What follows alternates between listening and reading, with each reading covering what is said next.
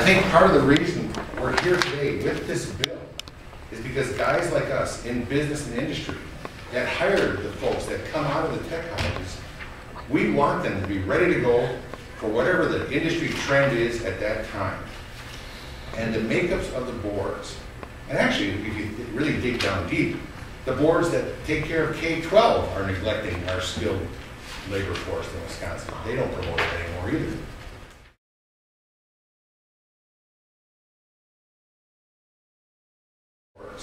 And actually, if you really dig down deep, the boards that take care of K-12 are neglecting our skilled labor force in Wisconsin. They don't promote it anymore either. But I think, Representative Malewski, that if you poll or talk to any business person in the manufacturing industry, you will find they're going to tell you the same story we're telling you here today. They need the tech colleges to be more reactive to what's coming down the road instead of just putting out fires. All of a sudden somebody says, hey, we need a bunch of nurses. Well, we'll start some nurses classes. We need a bunch of welders. We'll expand that. Business people are more tuned into what's coming. And thus, that's the reason for the bill. All right, just have you seen what the tech colleges put out as far as under your bill who would not currently be a current member, who would not be eligible to serve, assuming this bill could be retroactive, who would have to step down? Have you seen their memo on this? So they list a bunch of people.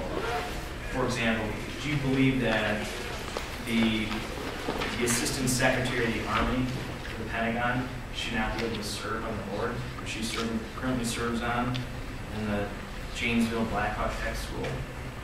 Do you believe that the president of the Kenosha Area Business Alliance should not serve on the board?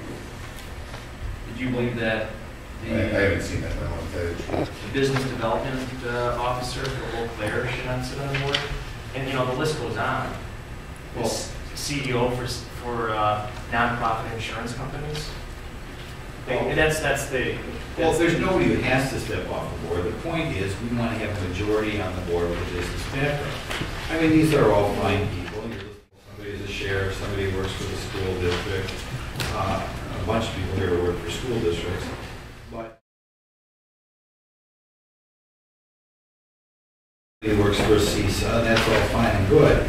But you're kind of illustrating here on your list what the problem is. You also have some nice, fine people who don't work for business. And we can have some people who don't work for business, but when you have a situation like Milwaukee or Technical College, we're doing like 2 of the 9 people have a business background, that's overboard. And, you know, some of these people are going to make it, some aren't. I also want to respond to your comment that you're cutting the tech schools.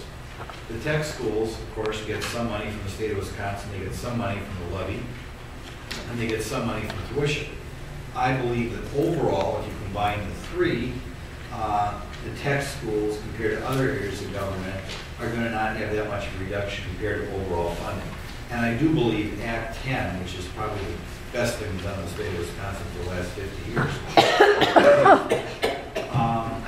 is going to have more of a benefit for the tech schools than a lot of other institutions. So, and I do believe Act 10, which is probably the best thing done in the state of Wisconsin for the last 50 years.